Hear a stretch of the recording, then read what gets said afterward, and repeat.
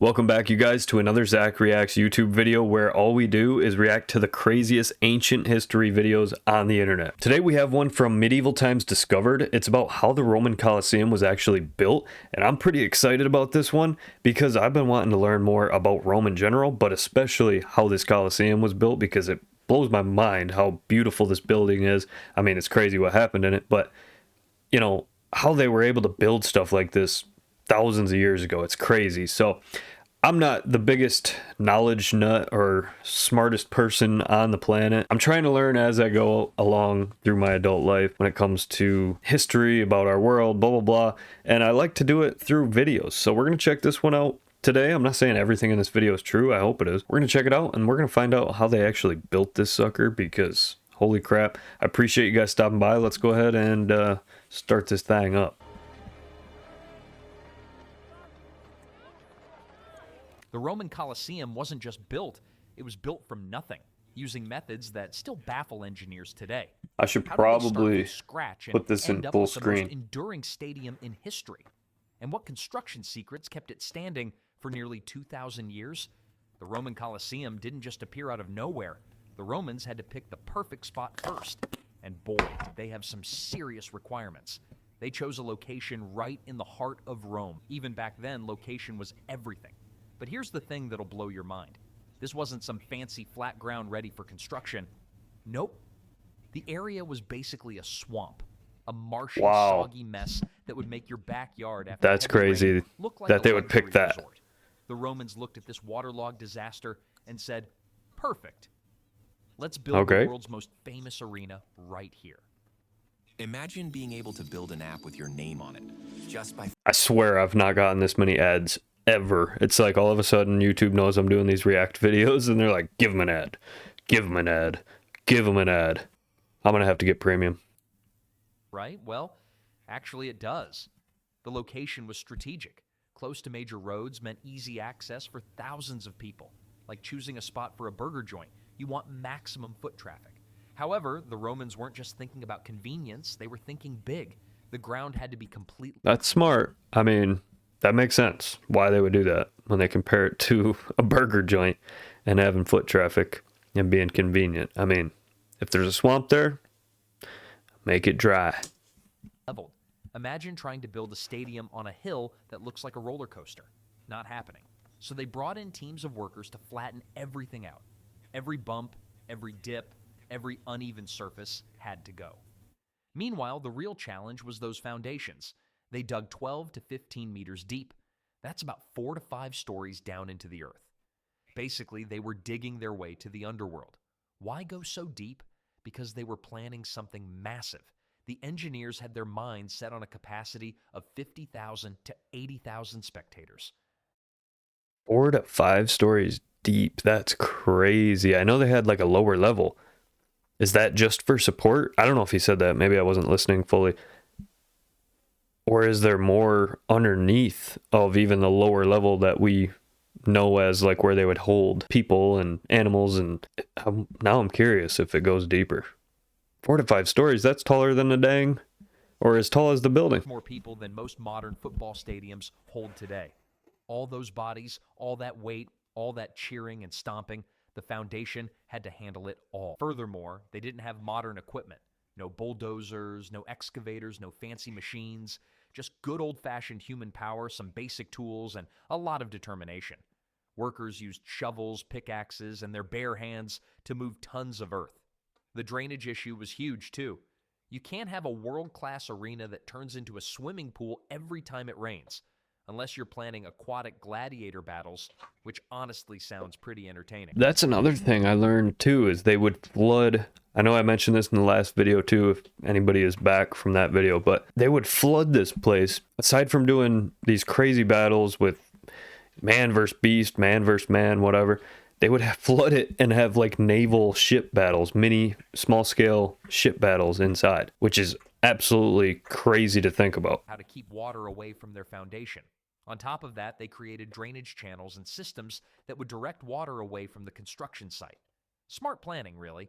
They thought about problems before they became disasters. The surveying alone took months. Roman engineers walked every inch of the land, measuring, calculating, and double-checking everything. They used basic tools, but their math was spot on. But wait, there's something even more impressive about what they did next. Getting materials for the Colosseum was like the world's most expensive shopping spree, except instead of clothes and gadgets, they needed massive stones and tons of concrete, and everything had to be perfect.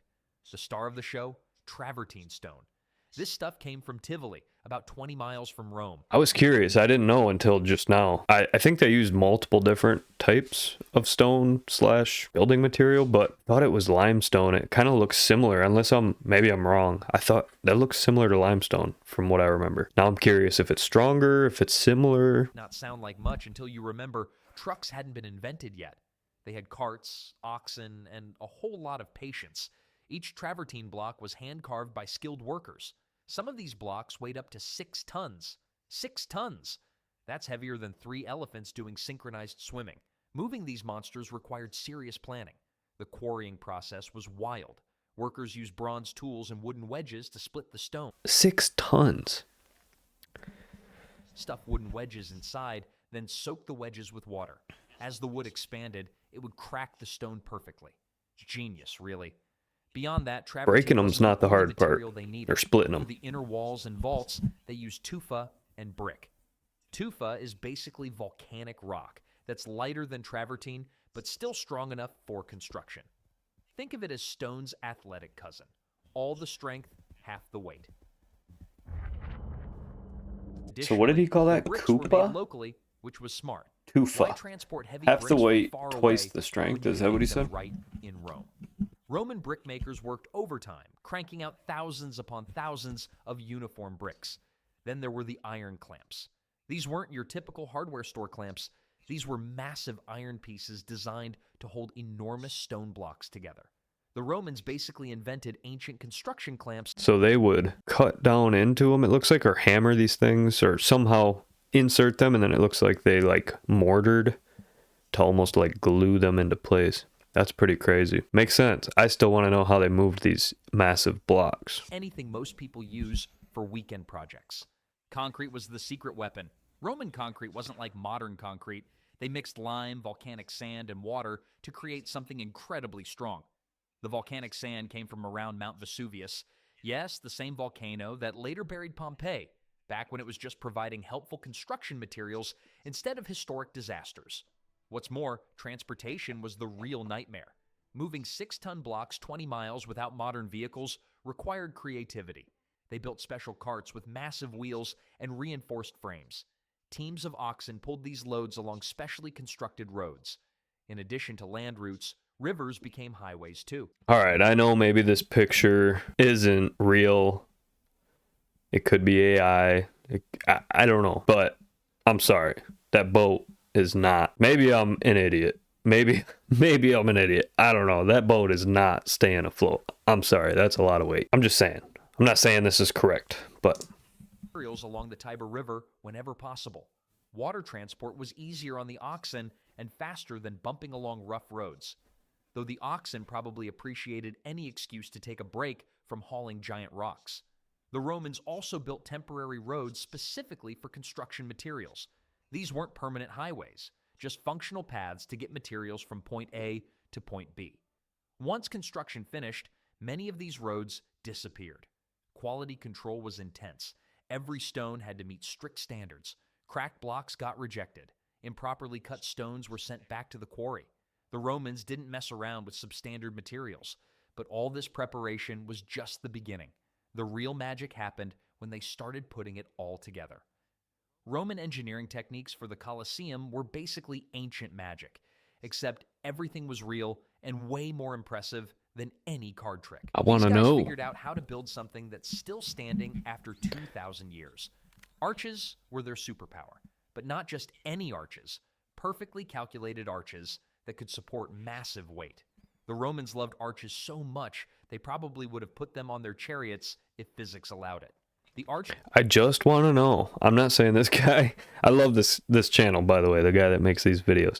But I just want to know how the frick they got some of these up there and moved 6-ton blocks. Okay, by boat, by ox, I get that, but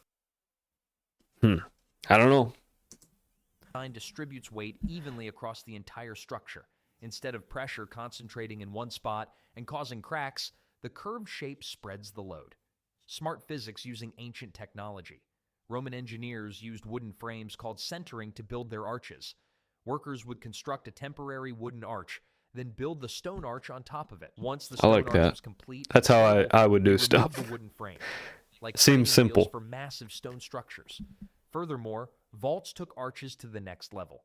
Barrel vaults are basically arches extended in length, creating tunnel-like spaces. Groin vaults happen when two barrel vaults intersect, creating even stronger support structures. Concrete was their secret ingredient. Roman concrete wasn't just mixed and poured randomly. They used different concrete recipes for different parts of the building. The core structures got the strongest mix, while less critical areas used lighter versions. The concrete core construction method was revolutionary.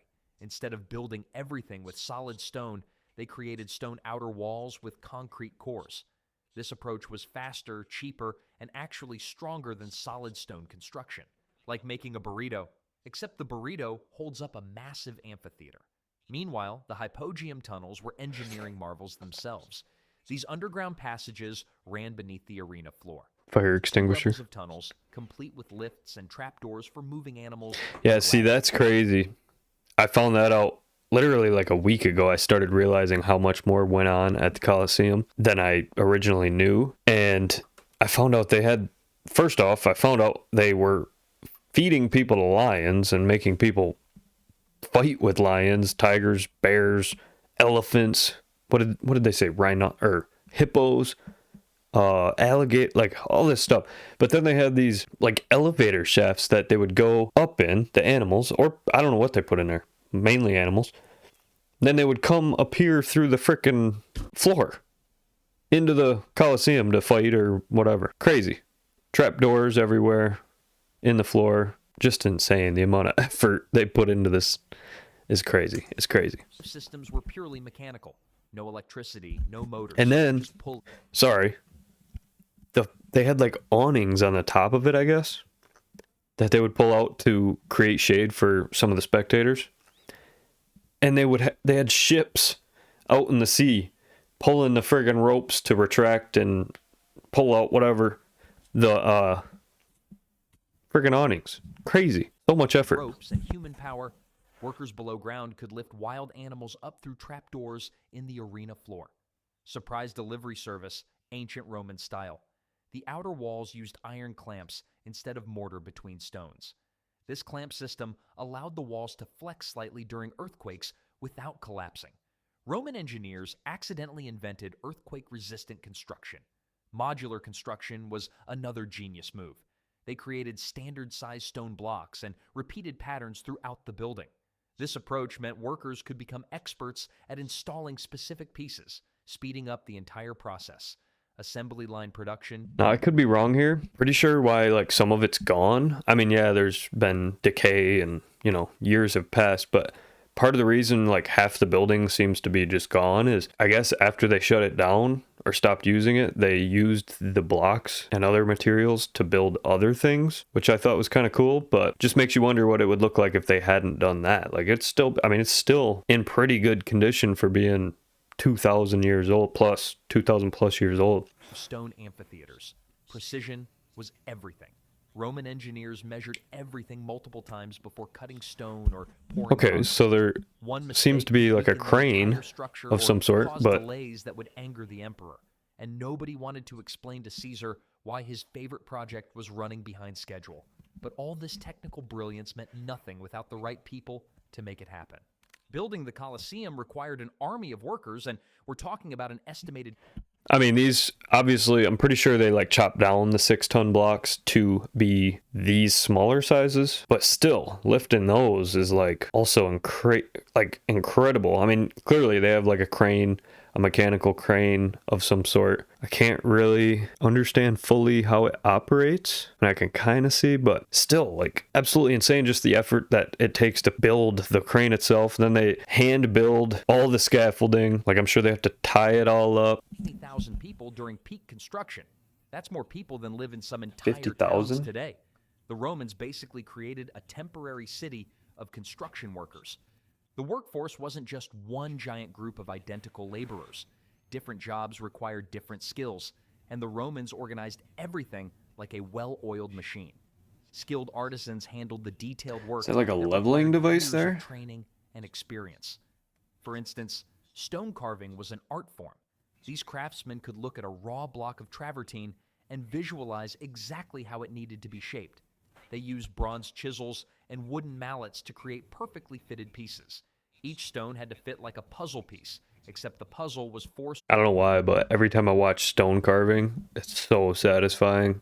Like, just the way the stone breaks like that when he smacks it. Tall and weighed Oh. several tons. Well, Uh, master masons supervised the stone placement. These guys knew angles, measurements, and structural engineering better than most modern construction workers. They could spot a problem before it became a disaster. The regular laborers did the heavy lifting, literally. Moving 6-ton blocks required teams of workers using ropes, pulleys, and sheer muscle power. They developed techniques for moving massive objects that required incredible coordination, like choreographing a dance routine, except the dancers were carrying stones that could flatten a chariot. At the same time, slaves provided much of the basic labor. Roman society depended on slave labor, and major construction projects like the Colosseum used thousands of enslaved workers. They mixed concrete, carried materials, and performed dangerous tasks that free workers avoided.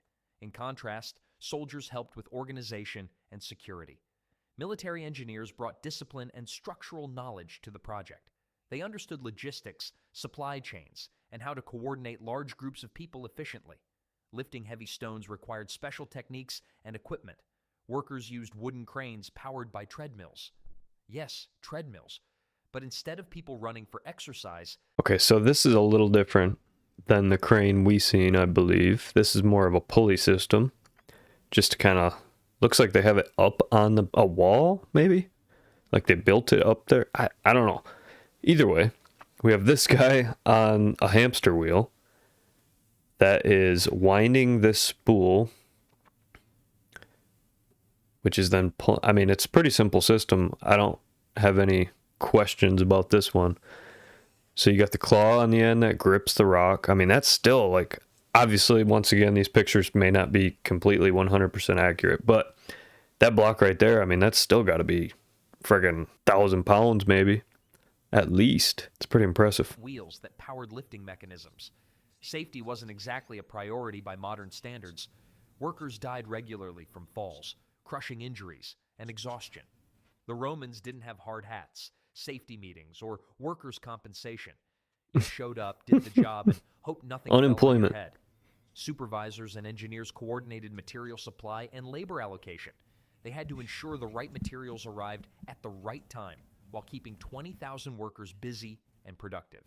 Like managing the world's most complicated kitchen. It took, I don't know if he's going to mention this or not, I believe it took 10 years for them to build it, which doesn't seem that bad in comparison to nowadays. And this was the size of a lot of like stadiums, modern day stadiums. Obviously, we have much better equipment now, but it takes 10 years sometimes for us to build stadiums. Either way, 10 years isn't that bad to build something like this.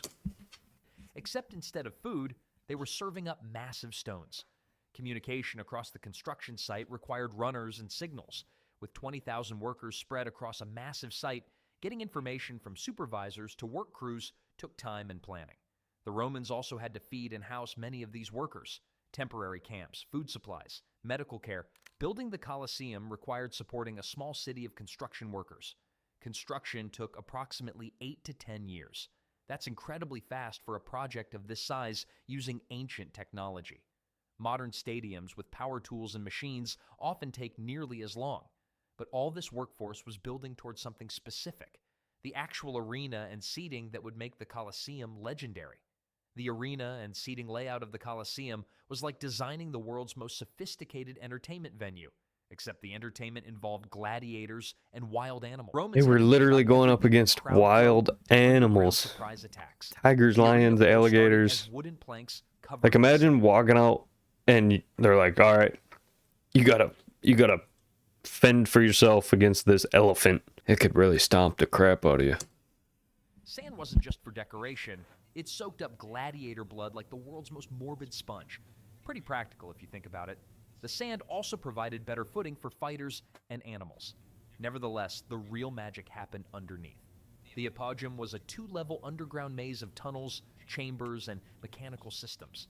This wasn't just storage space, it was a complete backstage area for the world's deadliest theater. Trapdoors were positioned strategically throughout the arena floor. During events, these could open and close to create dramatic entrances, quick exits, or sudden obstacles. The Romans basically turned the arena into a giant special effects stage. Seating arrangement followed strict social rules. The emperor and senators got the best spots closest to the action.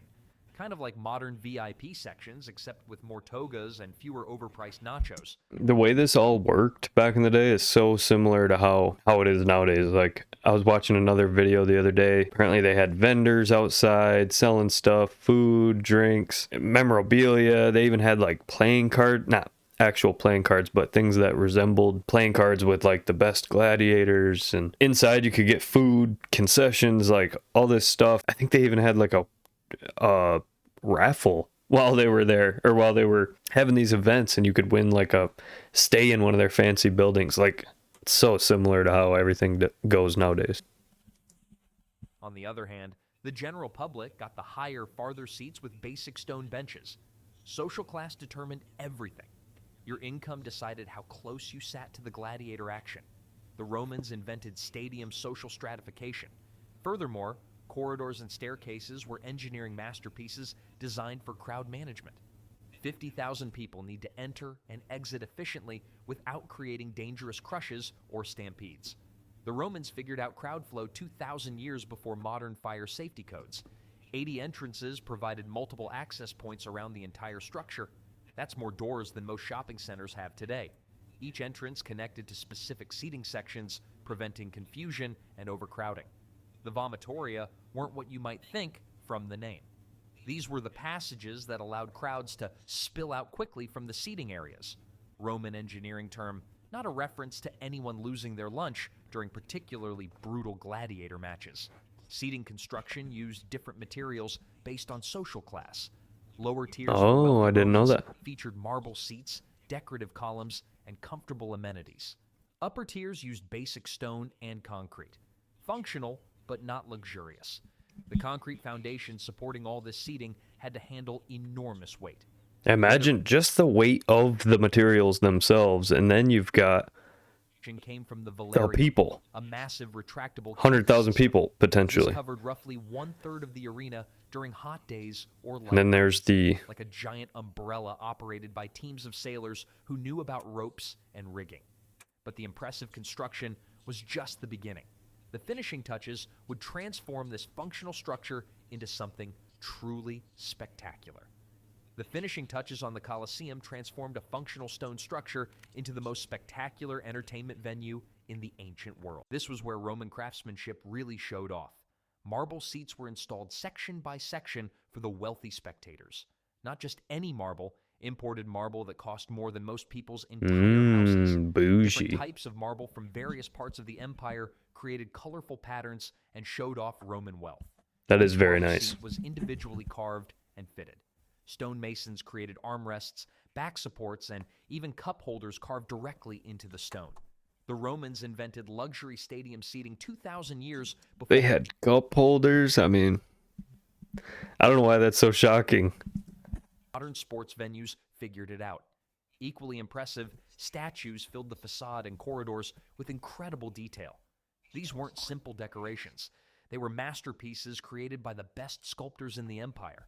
Some statues were so lifelike, visitors probably tried to ask them for directions. Drainage systems throughout the complex prevented water damage during Rome's rainy season. Underground channels, surface slopes, and waterproof barriers kept water away from critical structural elements and spectator areas. What's remarkable is that the drainage wasn't just functional, it was engineered art. Decorative gutters, carved waterspouts, and elegant channel covers made even the plumbing look impressive. Now I'm curious how they would pump that water to all of these like water fountain things. Like, where'd the water pressure come from? It would have to be going from up to, to down, gravity. Concrete waterproofing used special additives and techniques that kept underground areas dry.